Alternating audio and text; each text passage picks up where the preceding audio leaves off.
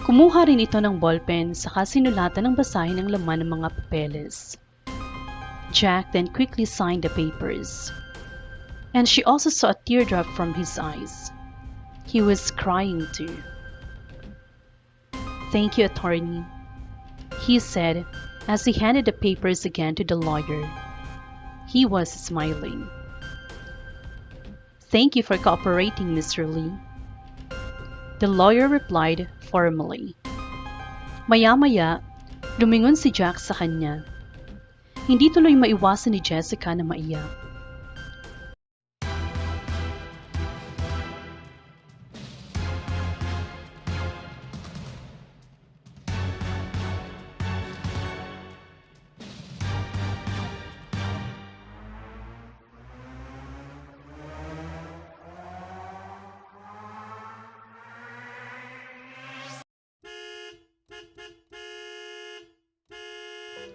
She was too busy focusing herself on being a fashion designer. At ngayon, kakatayo lang din ng kanyang own clothing line. Using her own money and the money she borrowed from their family business, her own clothing line was born. Natupad na rin ang pinapangarap niya noong bata pa siya, ang magkaroon din ng sariling fashion house. She also already quit her job. She was thankful to Mr. Prada for helping her out. Malaki rin kasi ang naitulong nito sa kanya. Dahil sa Prada, her designs were exposed to various people all over the world. That was why her fashion house was already recognized immediately in the fashion industry. Mother Jazz, kamusta ng paborito kang friendship sa balat ng lupa? Biglang sumulpot si Louie sa apartment niya matapos umalis ng housekeeper. Natawa si Jessica. Bigla-bigla na lang kasi itong sumulpot ng walang pasabi. Matapos ang lahat ng mga nangyari, she went to France and went back to her original life, to move on again. Napag-isipan niyang i-focus na lang ang lahat ng oras niya sa career niya para makalimutan ang lahat. Napangiti si Jessica. Siguro tama lang ang naging desisyon nila ni Jack. Maybe they were really not meant to be. Siguro ginawa lang iyon ng Diyos para makita nila mismo kung ano talaga ang meron pa sa kanila. But she didn't regret anything of it. She didn't regret marrying Jack and becoming his wife even for just a little time. She did not regret loving him. Parang bahay mo na talaga tong apartment ko, no? Natatawang sabi ni Jessica habang inaayos ang mga gamit niya sa office table. Inisa-isa niya ngayon ang mga mails na natanggap niya sa araw na iyon. Naman, sisaret mo kaya ako? Ang pinakamaganda mong sisaret sa balat ng lupa. Madraming sabi ni Louie kaya naman natawa na naman siya. She really owed him a lot. Kung hindi dahil dito, siguro depressed na depressed siya ngayon sa nangyayari sa buhay niya. Louie was always there, like a sibling to her. Anong oras mo ba pupuntahan ng shop mo? Mamaya na, pagkatapos nito. Jessica answered. Tatigilan siya nang makita ang hawak. It was a scented envelope. Medyo naguluhan siya nang makita iyon, kaya binuksan niya agad. The invitation came from Jade and Jackson. Jade already gave birth to Jackson's son, who was named Alexander. And now, it's their son's christening, and she's invited. She suddenly remembered when she asked Jack to invite her even at his son's christening. And like what she read, the invitation was sent to her last week. At sa susunod na araw na ang binyag ng anak ng mga ito. Mother? Napatigil ka yata. Ano nangyari? Louie asked her. Nilingon ni Jessica ang kaibigan. Saka inabot dito ang invitation. He immediately read what was inside. Pagkatapos ng ilang minuto, napangat ang ulo nito at tiningnan siya. Ano? Pupunta ka ba? Jessica shook her head. She didn't know. She wasn't ready. But somehow deep inside her, she wanted to come. She wanted to see Jack one more time, although she already knew he wasn't hers anymore. Kung pupunta ka, Sasamahan na kita, Louis said. Alam kong gusto mong pumunta kaya sasamahan na lang kita doon. Baka mag-suicide ka pa pag nakita mo yung dalawa na masayang-masaya sa anak nila. Hindi tuloy maiwasan ni Jessica na matawa na naman. Thank you, Louis.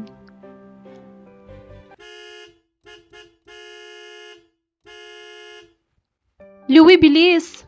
Late na tayo! Tawag ni Jessica sa kaibigan nang dumating na sila sa simbahan kung saan ginaganap ang binyag ng anak ni Jade at Jack. Kadarating lang kasi nila sa Pilipinas at agad silang dumiretso doon. Mother Jess! Jessica looked at what her friend was pointing at. It was none other than Jackson Lee, holding his baby, Alexander. Napansin niyang lalapitan na sana siya ng lalaki, pero bigla nang dumating ang pari. Nandiyan na si Father, magsisimula na tayo. Sabi ng isang babae, kaya naman silang lahat ay natahimik at napaayos na sa kani-kanilang ginagawa.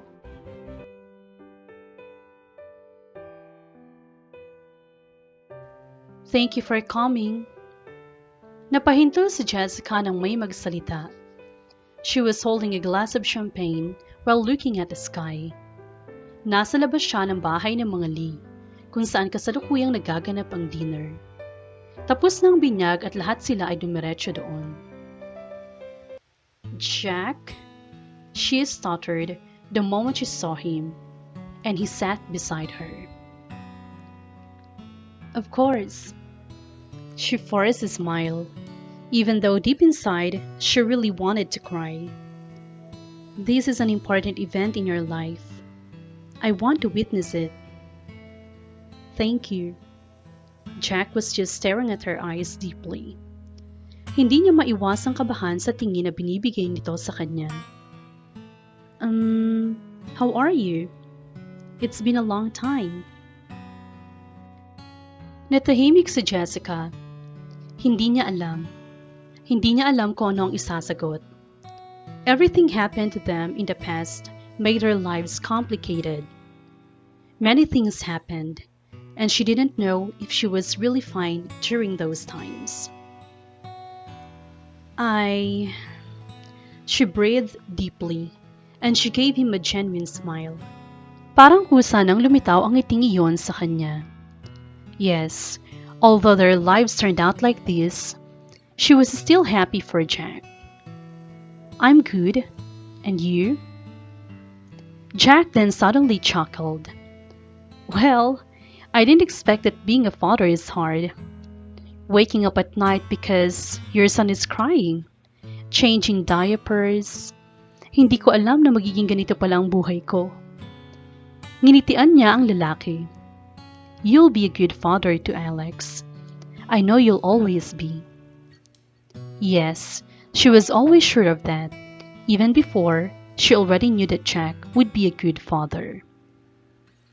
And I heard you already have your own clothing line. Yes. Jessica smiled proudly. She was really proud of it. She dedicated most of her time and effort just to establish her own fashion company. I mean, it's great. I'm blessed to have it now.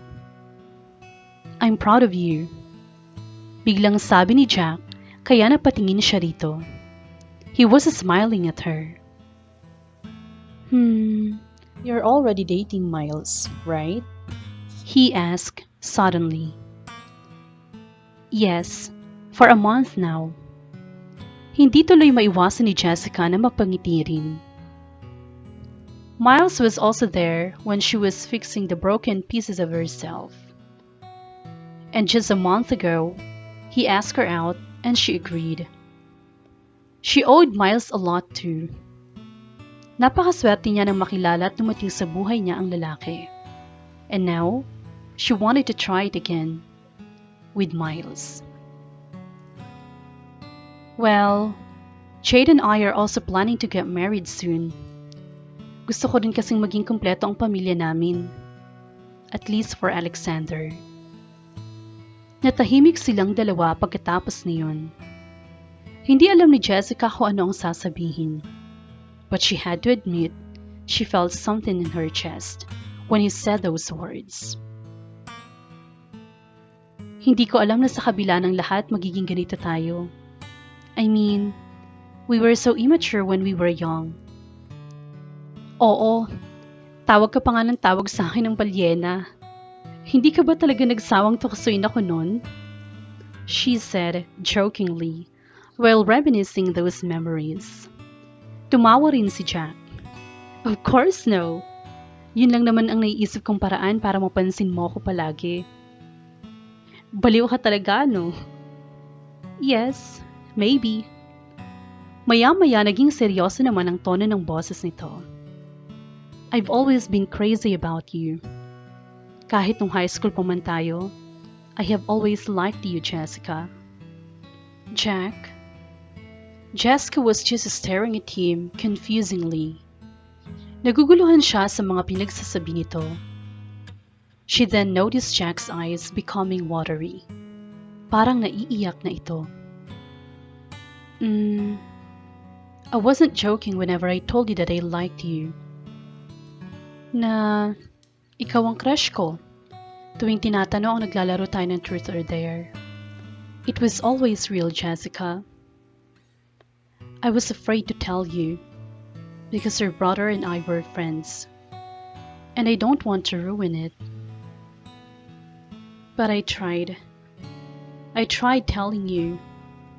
I told you that I like you, but you wouldn't believe me. But fate is really cruel, always constantly separating us. Natahimik si Jessica sa sinabi nito. She didn't know. If he only knew, the feeling was mutual. I gave you flowers and a card to meet me at the park near your university. But you didn't come. I waited there for the whole night, hoping you would believe and know what I really felt about you. Jack continued. He wasn't looking at her now. Nakayuko lang ito. Biglang naalala ni Jessica ang pangyayaring iyon. Na makakita siya ng isang bouquet ng isang white card. It was Jackson after all. I was hoping you would give me a chance. Tumingin si Jack sa kanya. Napansin niya ang pagtulo ng luha sa mga mata nito. I never regret any of it. It's one of the two best things that ever happened to me. Having Alexander and loving you.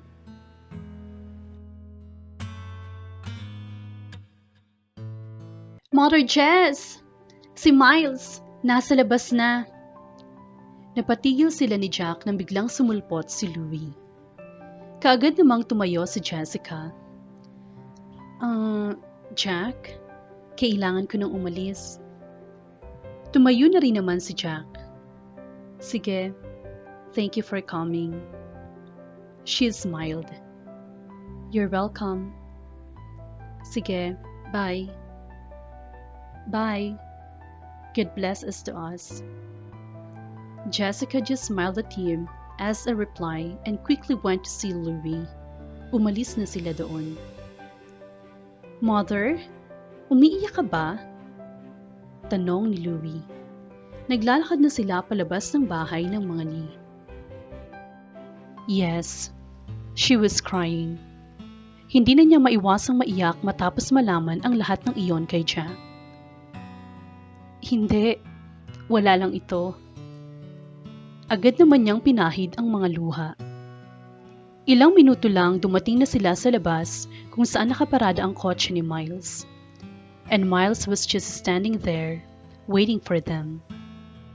Tumakbo si Jessica at tiyakap si Miles. She cried again. It was really too late.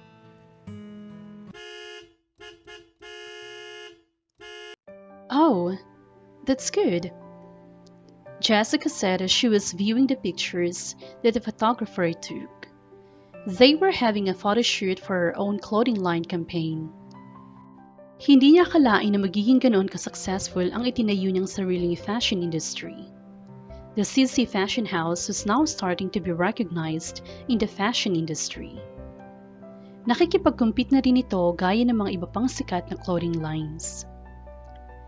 Mother! Napatigil si Jessica at nilingon na nagsalitang si Louie. Oh, bakit? Tanong niya at nilapitan ito. Tinext ako ng sekretary ng bigating kliyente natin. Sabi nito habang pinapakita sa kanya ang cellphone. Ikaw daw dapat mismo ang pumunta sa opisina nila. Gusto raw niyang makita ng personal ng designer na tuxedo niya. Ikaw daw dapat na magsukat nun sa kanya. And he also said he admires her designs. Sige, what time? Around 7 p.m. sa Paris.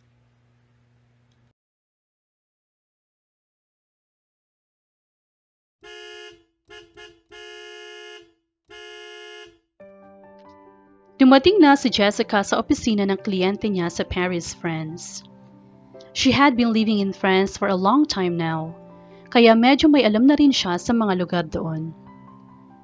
Napahinto si Jessica nang makita ang pangalan ng building. It looks familiar.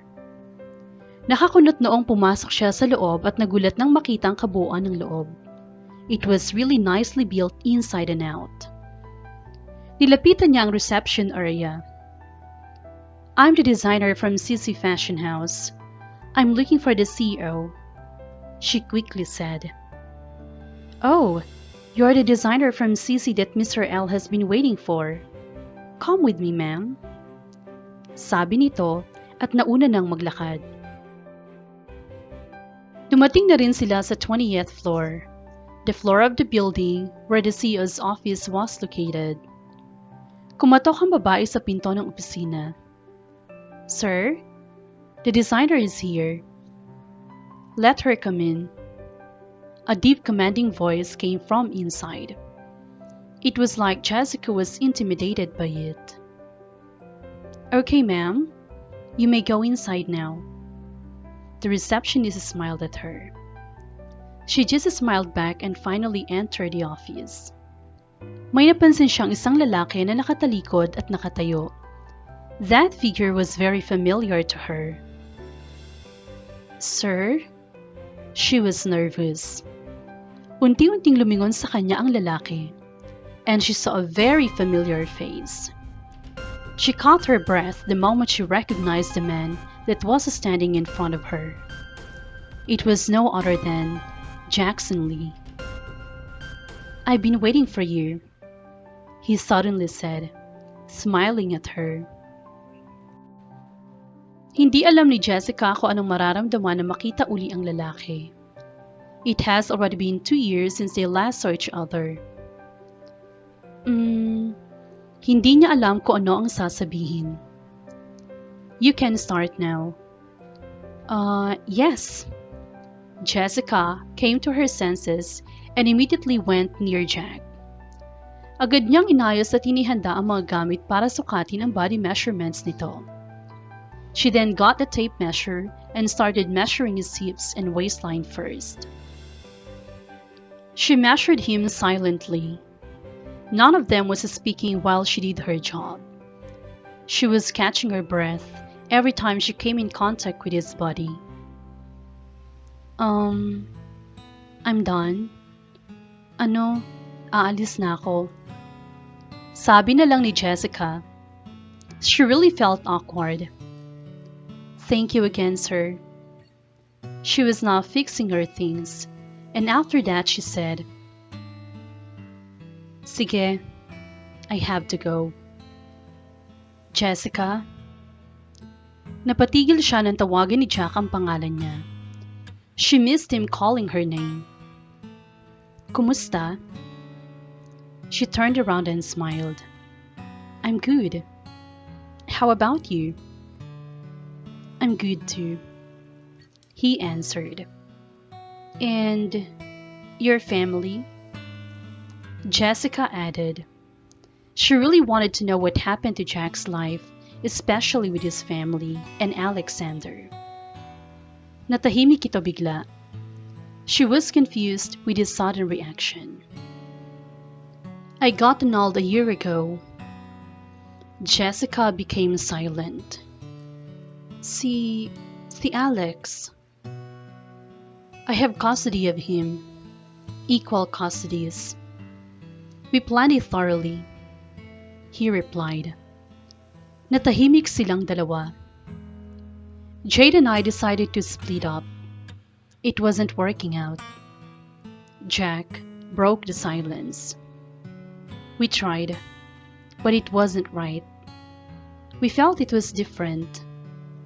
Alam naming dalawa na hindi talaga tama. And I received your letter, he added, which made her caught her breath again.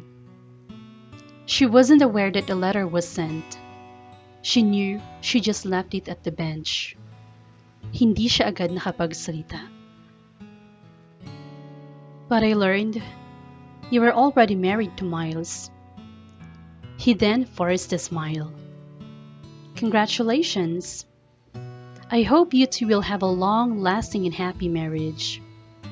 I'm happy for you, Jessica. I'll always be happy for you because you finally have your happy ending, he said.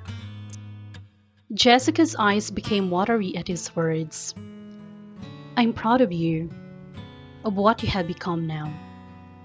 No matter what, I'll always be proud of you. You'll always hold a special place in my heart, he added. Sige, you can go now. Thank you again. He gave her a smile for one last time. Okay. Pinahid ni Jessica ang luhang tumulo sa mga mata niya. Sige, take care. Bubuksan na sana niya ang pinto ng opisina nito pero tumigil siya. No, she wouldn't do it again. She wouldn't walk away again. Jack? She quickly turned around and ran into him. She immediately hugged Jack so tight and kissed him on the lips. She knew he was surprised at what she did, but he eventually responded to her kiss.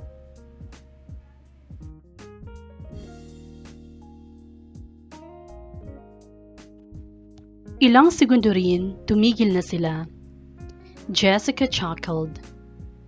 Hindi na rin tuloy niya maiwasang mapaiyak. I'm not married anymore.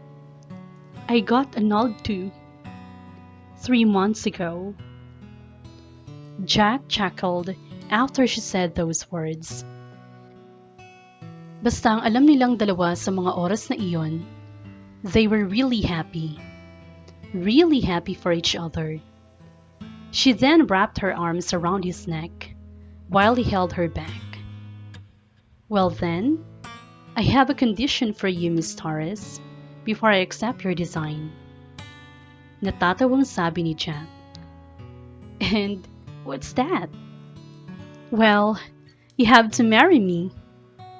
Jessica giggled. I am now for real. No more deals or schemes. No more accidentally married to my enemy. Both of them laughed as they both kissed again.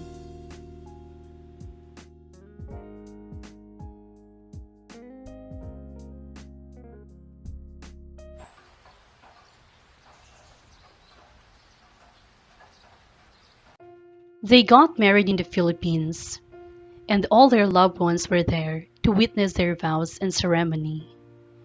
Everyone was really happy for them, especially Lola Rose and Lola Potts. And you may now kiss your bride. Jack quickly kissed his wife passionately. They almost forgot that they were surrounded by many people. Mister, I promise to stay with you no matter what. No more goodbyes. Napaluha naman si Jack nang marinig ito. Mrs., I promise to love you until my last breath. Wala nang pwede pang makapagpahiwalay sa atin this time. I am all yours. Today and forever.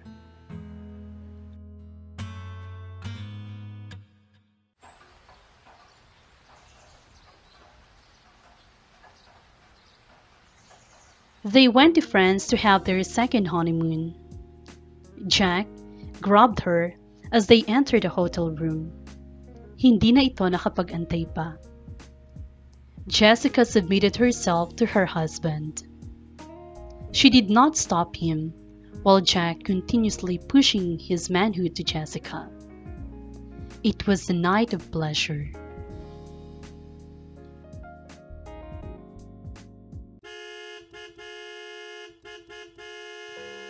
Jessica, anak. Jackson, buti nakarating kayo on time. Sinalubong kagad sila ng mami ni Jessica nang dumating na sila sa bahay ng mga Torres. They were celebrating a family gathering again. Malapit na rin kasing magpasko kaya naisipan nilang magsama-samang magkakamag-anak. It was really an unforgettable day of her life.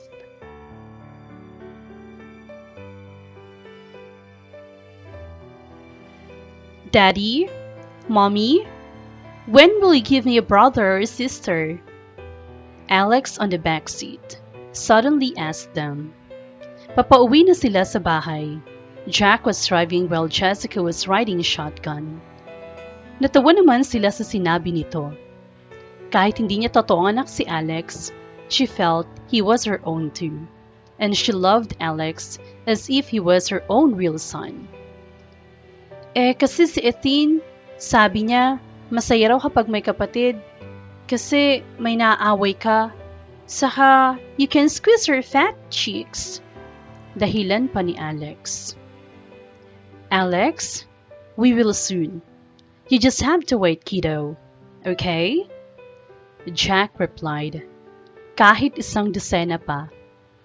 Jack? Hinampas naman ni Jessica ang asawa. Lalo siyang natawa. Napansin niya na lumungkot ang mukha ni Alex. She just smiled. Alex, don't be sad. May kapatid ka na. Pero hindi pa namin alam ng daddy mo kung sister ba or brother. What? Jack immediately interrupted as he was trying to focus on the road. What do you mean? I'm pregnant. She giggled. 2 months. After 7 months, she gave birth to a healthy baby girl. They also bought new houses in the Philippines and France. Their businesses became more successful both in and out of the country, and they lived happily. Have you ever met someone that surprised you? Like, you met this person and at first, you hardly pay attention to them. You may not even really attracted to this person, but as you got to know them, you notice yourself falling for them. This person was once average to you has quickly become the greatest, most beautiful person in the world, and perhaps even the most important. It's just funny looking back. It kind of just happened because love moves in mysterious way.